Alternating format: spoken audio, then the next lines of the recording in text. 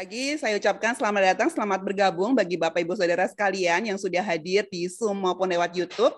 Dan mari kita semangat, hari ini kita akan belajar sama-sama ya, menyambut kelahiran Tuhan kita Yesus Kristus.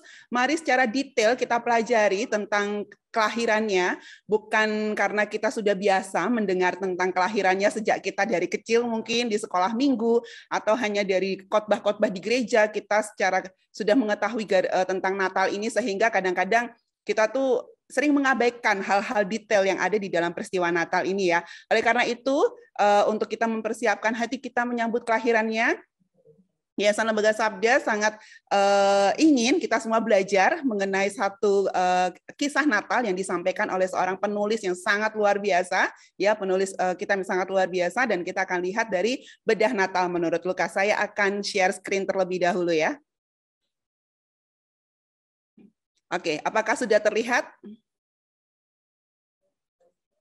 Apakah sudah terlihat untuk ini PowerPoint-nya? Oke, terima kasih.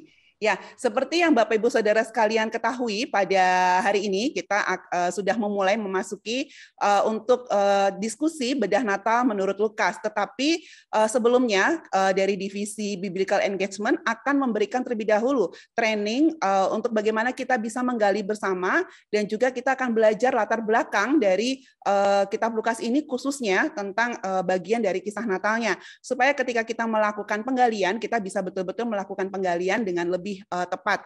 Dan bersyukur juga untuk teman-teman yang kemarin sudah mengikuti hermeneutika untuk awam, kelas bedah Natal ini menurut Lukas ini sangat baik diikuti ya, untuk bisa mempraktikkan bagaimana kita bisa melakukan menggunakan alat-alat bantu hermeneutik dan menggunakan prinsip-prinsip hermeneutik untuk melakukan penggalian dan belajar bersama di kelas ini. Dan bagi rekan-rekan yang kemarin belum ikut hermeneutik untuk awam ya, peserta bedah Natal menurut Lukas yang belum ikut, nanti bisa menanyakan kepada admin bagaimana bisa mendapatkan sumber-sumber atau link videonya untuk hermeneutika untuk awam ya. Oke, pada pagi hari ini kita akan belajar bersama-sama. Kita akan belajar bersama-sama mengenai Bedah Natal menurut Lukas ini. Ada 6 bagian yang akan kita pelajari. Yang pertama ada pendahuluan, lalu tentang siapa itu Lukas, lalu tujuan kitab Lukas ini ditulis, ciri khas dari kitab Lukas, lalu secara khusus secara umum garis besar kitab Lukas, dan secara khusus nanti kita bisa melihat garis besar khusus untuk narasi Natal yang ada di Lukas, dan kita akan melihat juga bagaimana kita melaksanakan kelas diskusi dan membagikan hasil belajar kita. Ya, yang pertama ya, mungkin ada yang bertanya-tanya, kenapa Yayasan Lembaga Sabda khusus fokus kepada bedah Natal menurut Lukas? Kan kisah Natal itu bukan hanya di Lukas ya, ada juga di Injil yang lain, ada di Matius. Nah, memang kami sengaja untuk memilih bedah Natal menurut Lukas ini karena kami ingin kita semua fokus saja kepada kisah Natal dalam satu kitab dan satu penulis, sehingga kita bisa mendalami dan memahami lebih detail ya hal-hal yang tercatat di dalamnya. Dan yang kedua, kami sangat ingin kita semua belajar dari kisah Natal yang ditulis oleh Lukas ini, karena kalau kita lihat dari pendahuluan di ayat Lukas 1 ayat 1 sampai 4, di situ dikatakan bahwa Lukas ya mencatat segala peristiwa yang akan dia bukukannya di dalam seluruh kitab Lukas itu dia selidiki dengan sangat teliti dan dia pelajari dari asal mulanya. Dan ini yang membuat membuat kita bisa melihat kisah Natal itu tidak dari tidak dari kacamata seperti biasa. Kalau biasanya kan kita melihat Natal pasti kita akan awali dengan siapa? Kita akan awali dengan Maria dan Yusuf, tetapi Lukas dia mencatat kisah Natal tidak dimulai dari Maria dan Yusuf, tetapi dia betul-betul memulai dari sebelumnya, yaitu tentang bagaimana Kristus ya akan disambut kedatangannya melalui nubuatan kelahiran si Yohanes dari pemberitahuan awalnya kepada Zakaria. Jadi betul-betul kita akan menyelidiki dengan teliti. Lalu yang ketiga, kita akan belajar tentang kelahiran Kristus dari kacamata Perjanjian Lama. Ya, kalau kita lihat sebelumnya Lukas juga sudah berkata kita akan belajar dari asal mulanya. Asal mulanya itu di situ juga dikatakan bisa dari para saksi mata, dan para saksi mata ini adalah orang-orang yang selama ini menghidupi tradisi-tradisi Yahudi yang menjalankan menanti janji Allah mengenai datangnya juru selamat, dan itu semua sudah tercatat di dalam Perjanjian Lama. Asal mulanya juga bisa juga berasal dari literatur-literatur yang ada saat itu ya, dari kitab suci ya. Jadi betul-betul Lukas ingin membukukannya secara teratur ya, dan orang bisa mempelajarinya dengan urutan yang benar. Sehingga ya kita bisa melihat memang pasal 1 dan 2 yang memuat tentang kisah Natal ini di dalam seluruh kitab Lukas ini adalah bagian yang paling banyak ya, paling syarat dengan tradisi-tradisi Yahudi atau Perjanjian Lama. Jadi kita akan sama-sama belajar tentang kelahiran Kristus dari kacamata Perjanjian Lama.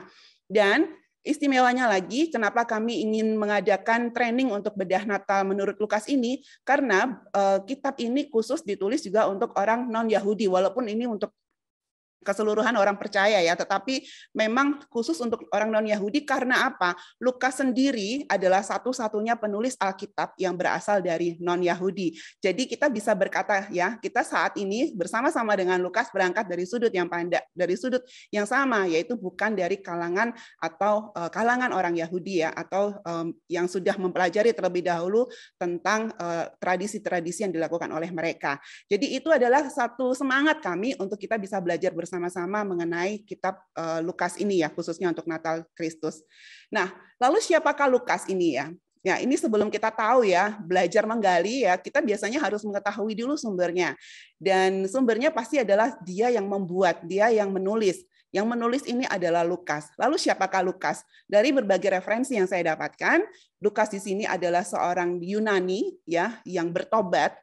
Lalu dia adalah orang yang sangat berpendidikan, terlihat dari cara dia menulis, terlihat dari cara dia menyelidiki, melakukan penyelidikan yang sangat mendalam, dan dia juga adalah seorang dokter, bisa dilihat di dalam Kolose 4 ayat 14, ya, di situ Paulus berkata, seorang tabib ya, saudara yang kekasih dan seorang tabib, sehingga dikatakan kemungkinan besar dia adalah juga dokter pribadi atau tabib pribadi dari Paulus, dan dia adalah seorang yang disebut juga seorang penulis yang menuliskan kelembutan hati Tuhan. Ya, dia sangat terkenal dengan, kalau di situ diistilahkan dia Dante ya, seorang Dante yang menuliskan kelembutan hati Tuhan.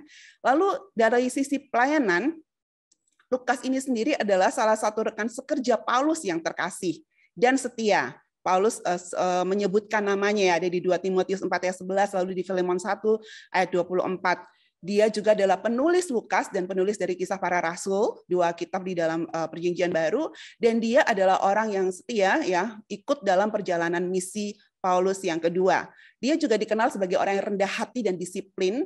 Dan kalau kita lihat dari tulisan-tulisannya baik di kitab di Kisah Para Rasul maupun di Lukas ya, dia tuh menempatkan dirinya di latar belakang.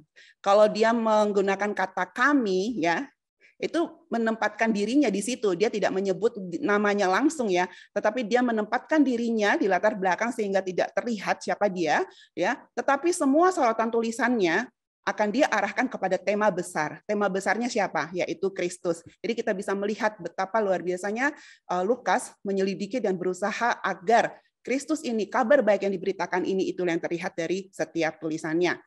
Nah, ini yang juga kita bisa lihat ya, disebut pertama di Lukas 1 ayat 3, kita bisa ada 41 kali namanya disebut, lalu pekerjaannya, tempat kelahirannya, mungkin dia di Antioquia atau Syria. Ini saya dapatkan dari Kamus Alkitab, aplikasi Kamus Alkitab tentang biodata dari Lukas ini sendiri.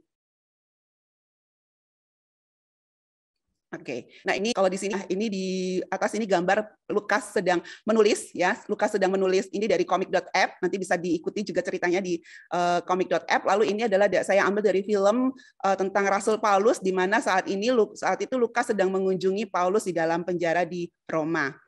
Ya, nah tujuan kitab Lukas ini sendiri ya, kalau tadi saya ambil dari berbagai macam referensi ya, tujuan kitab Lukas ini ditulis kepada orang non-Yahudi untuk bisa memaparkan kisah kehidupan Yesus secara teratur berdasarkan bukti dari saksi mata yang benar. Ada yang mengatakan bahwa ketika Lukas menyusun tulisan ini, dia betul-betul datang kepada sumber-sumber atau orang-orang yang betul-betul menyaksikan atau hidup dalam kehidupan Yesus itu sendiri. Bahkan ada yang berkata bahwa kemungkinan besar dia juga sudah bertemu dengan Maria, ibu Yesus, ya. Sehingga kita bisa melihat ya betapa runtutnya, betapa runutnya dia memaparkan tentang kelahiran Kristus. Dia juga menyelidiki ya, dia juga menyelidiki dari kitab-kitab suci.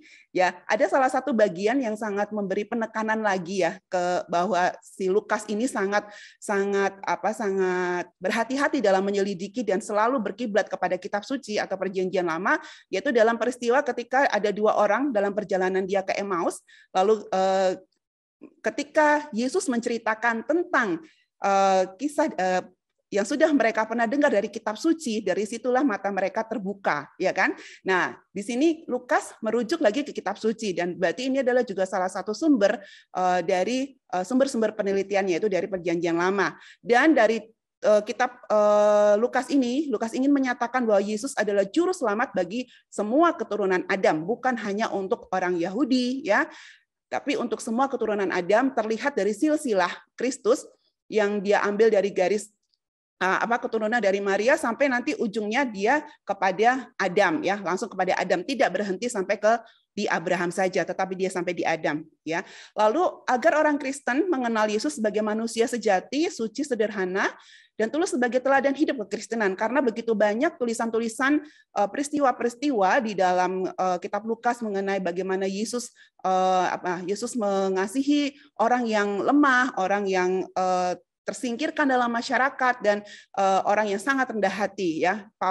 Lukas mencatat dengan sangat detail di sana, dan dia juga ingin menunjukkan, karena saat itu kan memang kondisi dalam kekuasaan Roma, ya, dia ingin menunjukkan kepada para penguasa Romawi bahwa kekristenan bukanlah ancaman bagi tatanan politik yang baik, karena banyak sekali hal-hal diajarkan Yesus juga tentang bagaimana kita bersikap kepada pemerintah, ya. Dan ini adalah ciri khas kitab Lukas. Ciri khas kitab Lukas ini adalah dikatakan bahwa dia adalah kitab yang paling lengkap yang mencatat peristiwa kehidupan Yesus sejak menjelang kelahiran sampai kenaikannya. Bahkan dia juga yang mencatat tentang masa pra-remaja Yesus, ya. Dan di Lukas ini juga adalah kitab yang terpanjang di dalam Perjanjian Baru. Tidak dikatakan pasal yang terbanyak, ya, tetapi memiliki kitab yang terpanjang dengan ayat yang terbanyak di dalam Perjanjian Baru, karena begitu banyak detail yang dicatat di sana. Dan kitab Lukas juga sangat terkenal dengan kesusastraannya yang sangat baik, ya. Dari semua Injil, gaya bahasa yang paling baik, ya, untuk perjanjian bahasa Yunani yang paling baik di sini adalah kitab Lukas. Dan cakupan Injil di sini adalah sangat universal, yaitu Yesus datang untuk membawa keselamatan bagi semua orang. Dan perhatian Yesus kepada yang lemah sangat ditonjolkan. Penekanan terhadap orang miskin, para wanita, anak-anak, ya, yang saat itu dianggap golongan minoritas di dalam masyarakat, di situ sangat ditonjolkan oleh Lukas. Dan Injil Lukas juga sangat-sangat menekankan kehidupan doa Yesus supaya kita, ya, bisa belajar dari Yesus tentang bagaimana kita harus berdoa, kapan harus berdoa, dan apa yang didoakan. Banyak sekali peristiwa detail tentang bagaimana Yesus berdoa dicatat di dalam kitab Lukas, dan gelar yang terutama untuk Yesus dalam kitab ini ciri khasnya adalah dia selalu memakai gelar anak manusia, untuk menunjukkan bahwa Yesus datang itu betul-betul sebagai manusia yang sejati. Lalu di sini juga, ya, paling ketika mendengar kabar tentang mereka yang menerima tentang kabar baik mengenai Yesus dan beritanya, selalu ada tanggapan sukacita. Kita bisa lihat dari nyanyian Maria, nyanyian Sakaria, ya, di situ disebutkan, ya, bagaimana mereka memuji Tuhan ketika mendengar berita tentang keselamatan. Dan yang sangat kental juga di dalam kitab Lukas ini adalah tentang bagaimana peranan penting, ya, tentang Roh Kudus, peranan terpenting dalam kehidupan Yesus dan umatnya, karena dia juga mencatat dalam Kisah Para Rasul. Jadi inilah ciri khas kitab Lukas. Dan kita sama-sama akan melihat garis besar Lukas ini sendiri. Kita dalam 24 pasal, ya, yang dibagi dalam 1151 ayat, ya. Garis besar Lukas ini juga ditulis pada tahun 62 sesudah Masehi. Dan kita bisa lihat untuk garis besarnya sendiri dibuka dengan pendahuluan, lalu ada tentang kedatangan juru selamat, lalu persiapan pelayanan juru selamat, yaitu ketika dia dibaptis, ya, oleh Yohanes, lalu ketika memulai pelayanannya di Galilea dengan melakukan banyak sekali mujizat dan mengajar para muridnya, lalu juga dicatat tentang perjalanan terakhir ke Yerusalem, ya, lalu ada minggu penderitaan yang dicatat secara detail di sana, dan juga tentang sampai kebangkitan dan kenaikan Yesus ke surga. Jadi ini adalah garis besar secara umum untuk kitab Lukas. Lalu bagaimana untuk Natal? Nah, untuk Natal sendiri kami sudah membagi ya di sini ya. Dari Lukas 1 ayat 1 sampai 80, lalu ada Lukas 2 ayat 1 sampai 20. Kita bisa lihat tadi di Lukas 1 ayat 1 sampai 4 ada pendahuluan bagaimana Lukas menulis kitab Lukas ini, lalu juga tentang awalnya dimulai, kalau tadi saya bilang tidak dimulai dari Maria dan Yusuf, tetapi dimulai tentang pemberitaan tentang kelahiran Yohanes Pembaptis yang akan mempersiapkan jalan bagi Sang Juru Selamat ini sendiri. Lalu juga ada pemberitahuan, baru setelah itu ada pemberitahuan tentang kelahiran Yesus, lalu dicatat, ada secara khusus dicatat tentang Maria dan Elizabeth di situ, dua wanita ya. Lalu juga ada tentang nyanyian pujian Maria, di sini adalah satu perikop yang sangat saya sukai juga di kitab Lukas. Lalu ada kelahiran Yohanes Pembaptis, lalu nyanyian pujian Sakaria, dan di Lukas 2, 1-20 tentang kelahiran Yesus dan gembala-gembala. Jadi ini adalah garis besar Lukas ya, secara khusus untuk Natal. Nah, secara lebih detailnya lagi, kita akan lihat bagaimana dari The Bible Project ya, memberi ringkasan garis besar tentang Lukas pasal 1-2 ini. Kita akan melihat videonya, saya akan stop share dahulu. Ya, silahkan Tian.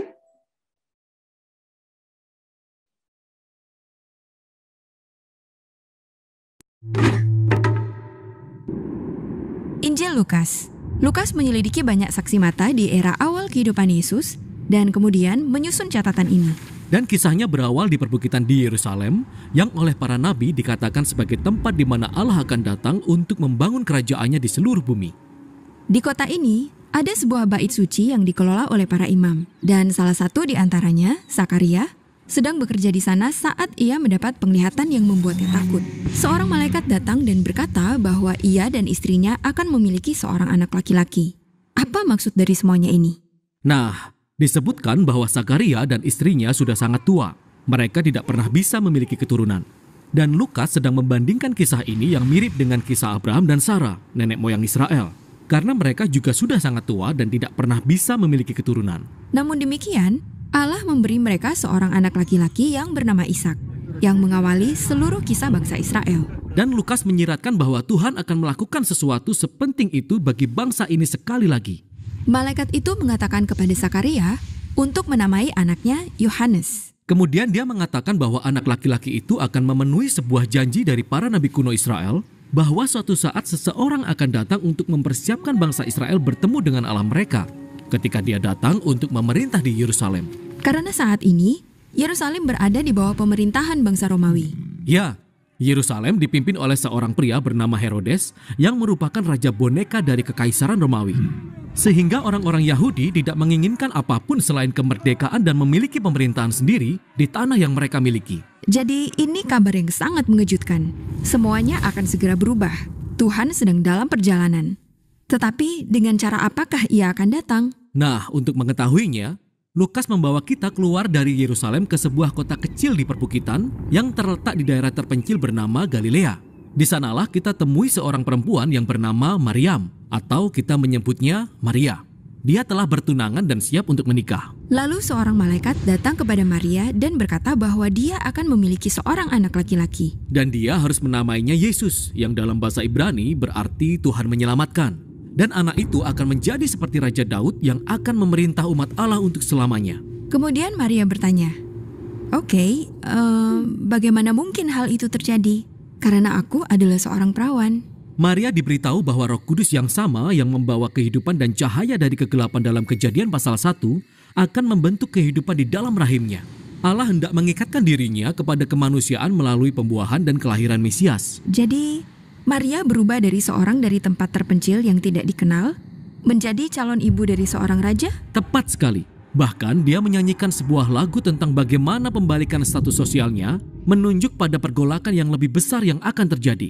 Melalui anaknya, Allah akan menurunkan penguasa-penguasa dari tahta mereka dan meninggikan orang miskin dan rendah hati. Dia akan membalikan seluruh tatanan dunia.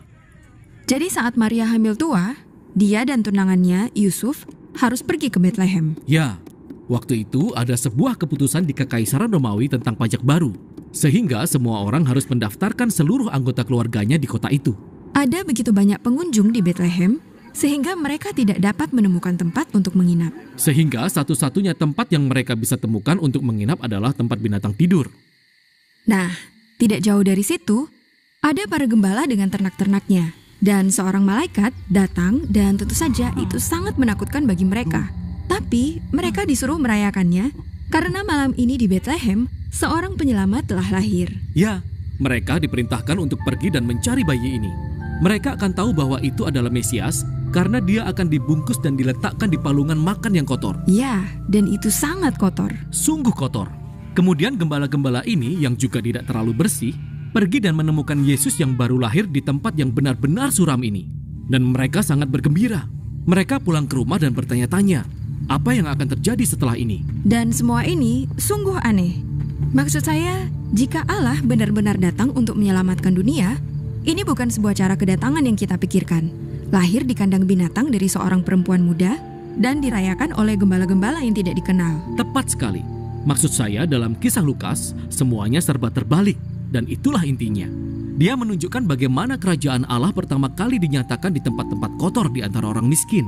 Karena Yesus ada di sini untuk membawa keselamatan dengan membalikkan tatanan dunia kita.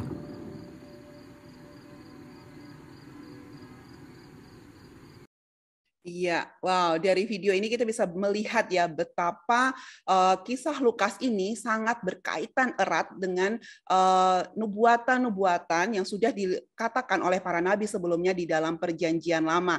Dan inilah yang harusnya menjadi fokus kita ketika kita mempelajari nanti dalam kelas bedah Natal menurut Lukas. Saya akan lanjut kembali ya Bapak Ibu Saudara sekalian untuk saya akan share screen lagi. Iya. Ya, tadi kita sudah lihat ya latar belakang bagaimana kitab Lukas ini ditulis, lalu juga fokusnya untuk di bedah Natal menurut Lukas yang akan kita lakukan. Nah, sekarang kita akan lihat bagaimana kita akan melakukan pelaksanaan kelas diskusi untuk bedah Natal menurut Lukas yang akan kita laksanakan mulai besok ya sampai nanti tanggal 1 Desember. Jadi ada beberapa hal yang perlu kita perhatikan. Yang pertama, pastikan untuk Bapak, Ibu, Saudara sekalian sudah membaca Lukas 1-2 karena kita akan fokus di Lukas 1 ayat 1-80 lalu juga di Lukas 2 ayat 1-20. Tapi jika ingin membaca sampai pasal 2 selesai juga dipersilahkan. Lalu kita juga akan melakukan studi untuk menggali ya mencari melakukan analisanya, simaknya dengan metode SABDA. Nanti saya akan jelaskan apa itu metode SABDA karena ada beberapa peserta yang hadir pada pagi hari ini juga mungkin belum pernah mendapat atau mengetahui tentang metode ini.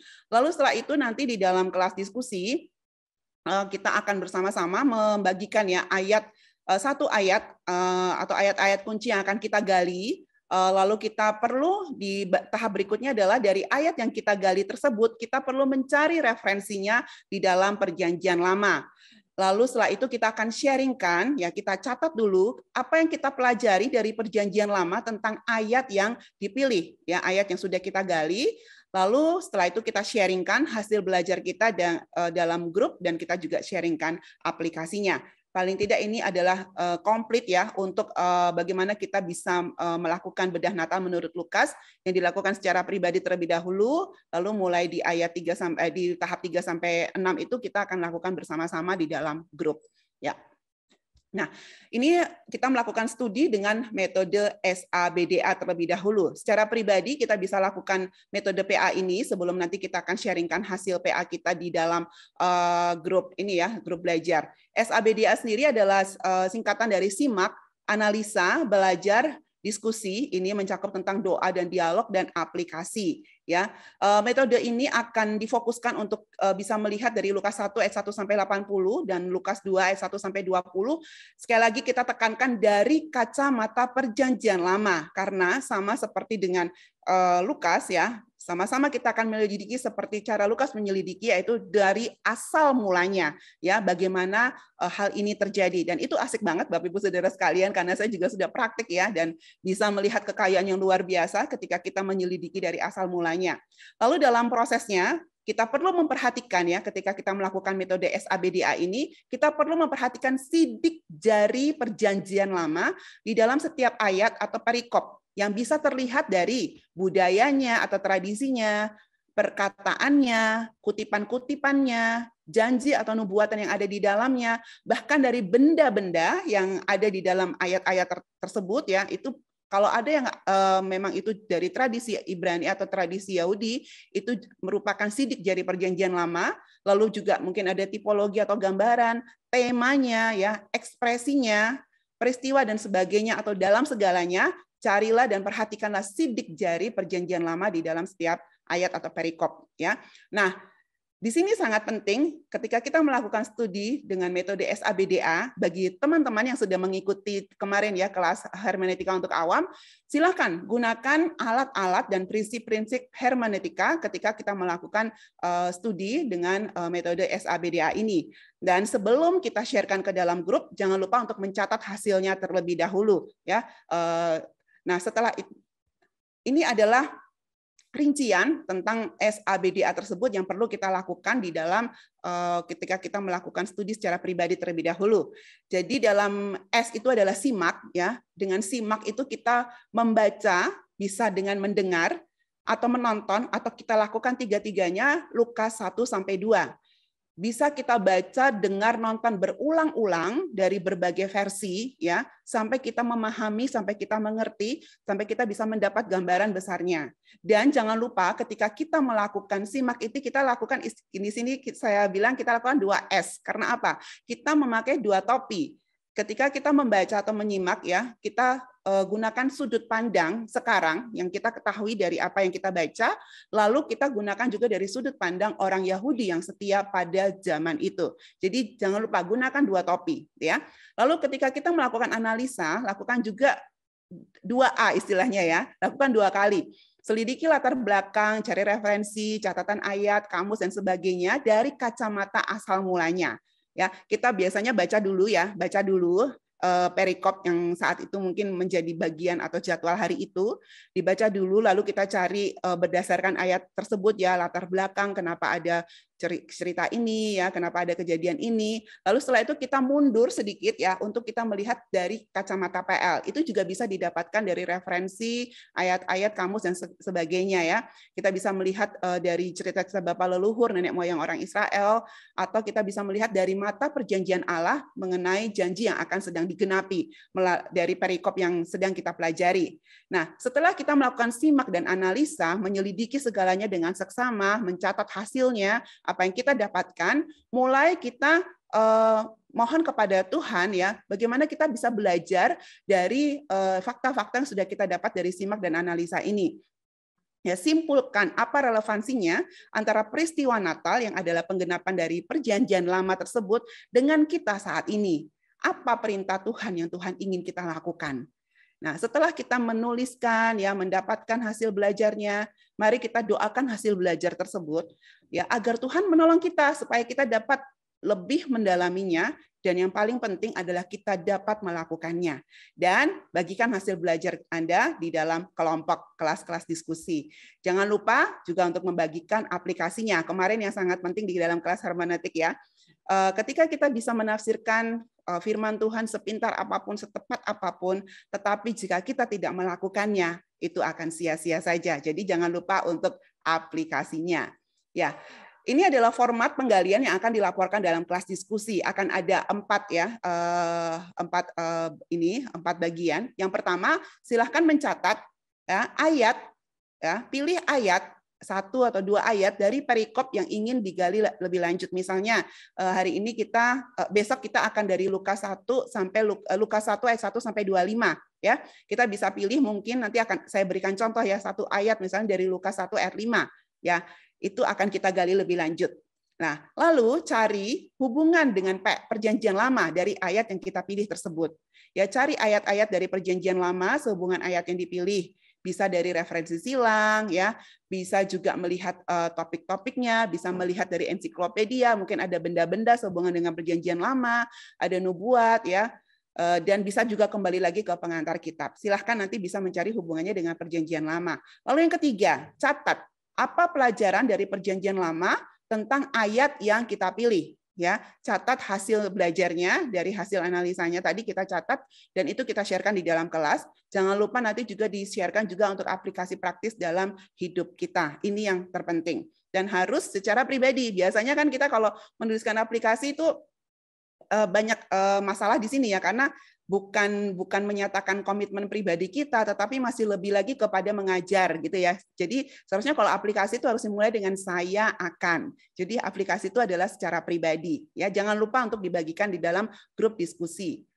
Nah, ini adalah salah satu cara untuk kita bisa mencari referensi atau kita bisa mencari mundur untuk melihat dari kacamata Perjanjian Lama untuk mempelajari kitab Lukas ini. Ya, di sini ada dua yang paling sering dipakai oleh Bapak Ibu Saudara sekalian, pasti tampilan yang ini ya, untuk dari aplikasi Alkitab Yuko atau Sabda ini. Ini yang sangat sering kita pakai. Nah, di sini ada satu yang sangat penting, yang penting ya, kalau kita ingin melihat atau mencari referensi silang atau ayat-ayat terkait dengan ayat yang ingin kita gali, ini biasa ada tanda bintang di sini ya. Ini diberi panah di sini karena kecil sekali.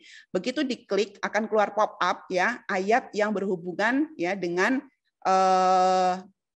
ayat yang berhubungan dengan ini ya, dengan ayat 5 ini gitu ya. Nanti akan keluar ayat-ayat apa saja dalam PL maupun dalam Perjanjian Baru yang paralel dengan ayat ini.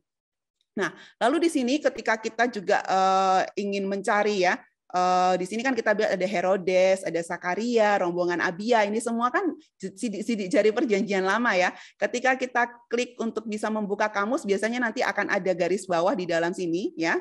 Nanti kita bisa langsung masuk ke dalam kamus untuk memberikan informasi mengenai Abia, tentang keturunan Harun dan sebagainya.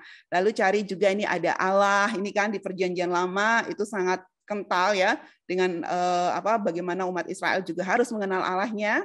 Lalu ada ketetapan Tuhan tentang peristiwa tentang Elisabeth yang mandul. Kalau tadi di The Bible Project diceritakan ini sangat berhubungan erat dengan peristiwa Sarah ya yang saat itu juga mandul. Lalu ada giliran tugas keimaman. Ini bagaimana itu diberlakukan ketika Raja Daud melakukan pembagian supaya para imam itu bisa bergiliran untuk melakukan tugasnya di Bait Allah. Itu dengan cara membuang undi. Ini semua adalah tradisi-tradisi yang tidak bisa kita ketahui tanpa membuka referensi, Bapak Ibu Saudara sekalian ya. Kalau kita hanya baca begini saja, kayak nggak ada artinya kan. Begitu kita nanti bisa melihat referensinya tentang di dalam latar belakang atau dalam Perjanjian Lama, luar biasa kita akan mendapatkan kekayaan firman Tuhan yang begitu indah ya. Lalu kalau mau lebih lengkap lagi ya, kita juga bisa belajar dari alkitab.sabda.org. Ini banyak Bapak Ibu Saudara sekalian juga yang sudah tahu ya. Ini saya ambil contoh dari Lukas 1, mulai ayat yang kelima gitu ya. Di sini ketika kita bisa membuka ini keseluruhannya, kita akan masuk, ada banyak sekali tab di sini ya. Ini salah satunya ada Net Bible. Di bagian Net Bible ini kita bisa mendapat banyak sekali catatan mengenai ayat-ayat yang ada di dalam ini. Misalnya kita akan sorot lagi ya di Lukas 1:5 sampai 25 ya. Nanti akan banyak sekali catatan ayat di dalamnya. Lalu kalau mau mencari ayat yang berhubungan atau kita mau melihat referensinya kepada Perjanjian Lama, kita juga bisa lihat referensi silang.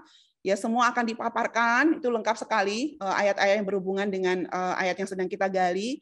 Juga nama-nama, ini berhubungan juga dengan ini ya, dengan studi kamus untuk bagian nama. Jadi di situ akan dijelaskan siapa itu Herodes dan sebagainya. Lalu untuk melihat pengantar kitab, ya latar belakang, informasi, misalnya tentang Lukas itu sendiri atau tentang Lukas pasal 1 ini sendiri kita bisa mendapatkannya di Pedia. Kalau di aplikasi HP itu namanya juga adalah aplikasi Alkitab Alkipedia. Nah, ini juga sudah tersedia di dalam situs alkitab.sabda.org. Nah, kalau Bapak Ibu Saudara perhatikan juga di bagian bulat-bulat yang kecil ini ada huruf-huruf kecil ya. Nah, ini kalau disorot ini akan pop up, akan langsung keluar ayat-ayat yang berhubungan dengan misalnya ya tentang Herodes. Ini nanti akan keluar tentang ayat-ayat yang menunjukkan tentang siapa itu Herodes, misalnya dalam Perjanjian Lama maupun Perjanjian Baru.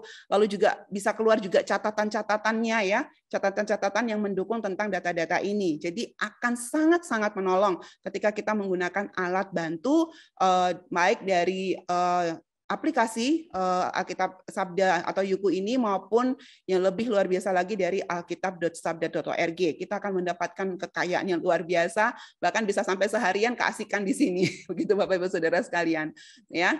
Nah, ini saya akan ambil satu contoh untuk kita nanti bisa melakukan penggalian di dalam kelas diskusi. Ya, ini saya kemarin melakukan untuk SABDA-nya dari Lukas 1 ayat 5 sampai 25 ya. Di sini bisa ada ininya, saya ambil dari terjemahan baru ya. Ini ayatnya yang akan dibaca dan seterusnya. Nanti Bapak Ibu Saudara sekalian bisa baca sendiri. Tetapi di sini saya memilih ya, saya memilih untuk menggali dari Lukas 1 ayat 5. Lukas 1 ayat 5. Nah, sebelumnya saya sudah membaca keseluruhan perikopnya ya, dari Lukas 1 ayat 5 sampai 25. Lalu saya mencari tadi ya, jejak-jejak perjanjian lama yang ada di dalam Lukas 1 ayat 5 sampai 25, dan dalam ayat yang dipilih ini akan saya bagikan ke dalam kelompok diskusi. Kalau dipilih semuanya kan terlalu banyak ya, pilih satu saja ya, minimal satu ya. Lalu berikan tanda-tanda di mana ada jejak-jejak atau sidik jari perjanjian lama di situ. Di sini yang saya beri garis bawah ini ya ada imam. Ya kita tahu imam itu sudah sejak tradisi dari perjanjian lama. Lalu ada rombongan Abia, ya ada rombongan Abia karena begitu tadi ada di dalam Alkitab Sabda, aplikasi Alkitab Sabda ada tanda bintang kecil gitu ya. Di situ langsung menunjukkan siapa itu rombongan Abia. Lalu di sini ada tentang keturunan Harun yang kita tahu ini adalah kakak dari Musa. Ya, jadi saya mencari jejak-jejak perjanjian lama yang ada di dalam ayat tersebut. Lalu, ya, saya mencari apa sih hubungan perjanjian lama, ya, ayat-ayat. Jadi kita mencari ayat-ayat dari perjanjian lama yang terkait dengan ayat yang dipilih. Nah, di sini salah satu alat yang saya gunakan adalah saya menggunakan referensi silang. Ya, jadi ketika itu saya mendapatkan dari 1 Tawarik 24 ayat 10. Di situ digarisbawahi, difokuskan kepada para imam dibagi dalam rombongan. Yang ketujuh yaitu pada Hakos, ya. Lalu yang ke-8 Abia. Jadi kalau Sakaria disebut sebagai keturunan dari Abia, itu berarti adalah Sakaria, dia adalah imam ya yang mendapatkan undian yang ke-8 ya, undian yang ke-8 karena Abia itu ada rombongan yang ke-8 ya, rombongan yang ke-8 dari para imam ini. Nah, lalu saya mencari tentang imam karena di sini Sakaria adalah imam, lalu di situ dikatakan Abia adalah imam, jadi saya sangat tertarik dengan kata imam. Lalu saya mencari dari kamus, dari ensiklopedia mengenai imam dalam perjanjian lama ya atau dari agama Yahudi, dan ternyata imam ini mempunyai peranan yang sangat-sangat penting. Ini adalah jabatan yang ada sejak zaman perjanjian lama. Ini penting bagi orang Israel karena para imam ini adalah penyambung lidah orang Israel kepada Allah, dan sebaliknya yang paling penting adalah Allah berkomunikasi kepada umatnya melalui para imam ini. Dan para imam inilah yang menyelenggarakan sistem pengorbanan sebagai penghapus dosa. Karena tidak bisa, ya, mereka tidak bisa langsung, kalau tidak bisa langsung ya, dosanya diampuni dan sebagainya tanpa adanya korban. Dan korban itu pun mereka tidak bisa lakukan sendiri, harus dilakukan oleh para imam. Nah, di sini selain data-data ini masih banyak sekali data tentang imam yang saya dapatkan, dan itu kemarin membuat saya cukup lama, cukup keasikan di sini, tapi harus ingat kembali lagi kepada yang akan kita lakukan ya. Nah, Abia di sini ada ya. Abia itu siapa? Kalau kita abaikan kita nggak akan tahu ya. Ternyata Abia itu tadi ya rombongan imam yang ke-8. Ada berapa sih rombongan imam? Ternyata ada 24 rombongan imam yang pembagiannya itu dilakukan dengan membuang undi oleh Raja Daud. Nah, dibuat sebagai urutan untuk bertugas dalam bait suci. Ya, jadi fokus di ayat yang ke-5 ya. Siapa itu Sakaria? Dia adalah seorang imam ya, dan dia punya jabatan atau peranan yang sangat penting saat itu. Ya. Oke. Nah, di sini pelajaran dari PL tentang ayat yang dipilih nih ya. Ketika kita berbicara tentang imam dalam perjanjian lama ya, kita tahu bahwa Allah selalu ingin memiliki relasi dengan umatnya ya.